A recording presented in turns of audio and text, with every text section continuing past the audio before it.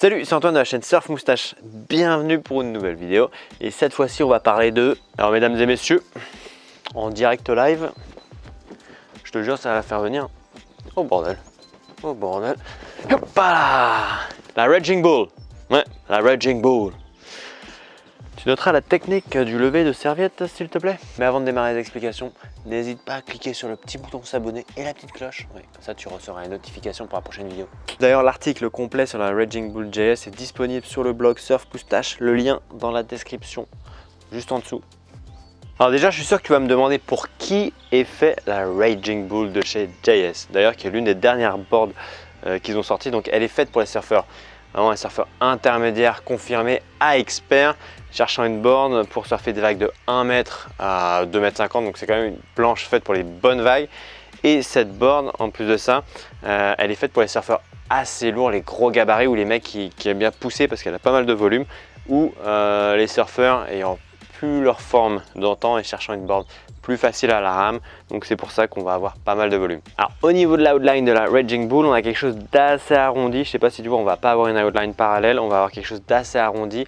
Le maître bout va être légèrement avancé aussi, ce qui va te permettre d'avoir un nose plus large par rapport à un shortboard performance classique. Le but est d'avoir pas mal de volume sous les pieds, sous le pied avant, pas mal de volume sous la poitrine. Ça te permettra de naviguer vraiment plus facilement à travers les sections plates. Lorsque tu as un gros gabarit, tu as besoin de portance. Ça te permettra également d'avoir plus de facilité à la rame parce que là, tu auras plus de portance sous ta poitrine. Du coup, pour partir sur des vagues massives, tu auras moins besoin de donner des coups de rame. Donc, si tu es un peu moins en forme, si tu es plus tout jeune, bah, c'est excellent. Et après, lorsqu'on arrive sur le tail de cette planche, comme le maître bout est plus avancé au niveau du tail, on va avoir quelque chose de plus affiné vraiment sur le round tail par rapport à un shortboard classique. Le round tail est légèrement plus affiné, ce qui te permet ici d'avoir un meilleur pivot en ayant pas mal de volume sur la planche. Bon, après cette planche tu peux la trouver également en plus petite version parce que Marco Chilupo par exemple, qui est un surfeur assez charpenté et qui a été l'initiateur de cette board avec JS, il la surfe lui en 6.2 pour 32 litres, 35 litres je crois, 35 litres.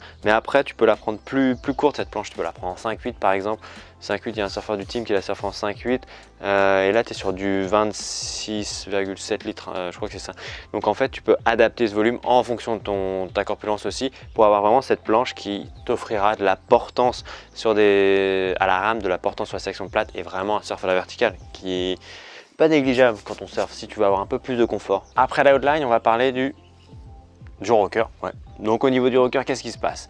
Bah, c'est tout simple, au niveau du nose de cette planche, on va avoir un rocker moyen à faible, donc on va avoir quand même du lift, hein, ça va quand même relevé parce qu'on est sur un shortboard, mais pas énormément parce qu'on veut matcher ça avec l'épaisseur que tu vas avoir sous la poitrine et du coup avoir cet effet de portance à la rame et sous le pied avant, comme je l'expliquais tout à l'heure. Lorsqu'on arrive sur le tail, là on va avoir quelque chose de légèrement plus relevé, on aura un rocker moyen et ça te permettra tout simplement avec ce tail assez affiné de pouvoir envoyer des gros carves bien appuyés, des gros turns dans la poche de la vague à la verticale et d'avoir cet effet performance, et c'est ça qu'on cherche avec cette board. Et tant qu'elle est sur le rail, autant regarder l'épaisseur. Du coup, on va avoir une épaisseur assez importante répartie sur toute la longueur de la planche. Par exemple, sur une 6.2, on va avoir 2-3 quarts d'épaisseur, ce qui est pas mal. Et après, on va avoir une descente de rail progressive sur cette planche pour t'apporter des rails médium, donc des rails pas trop épais.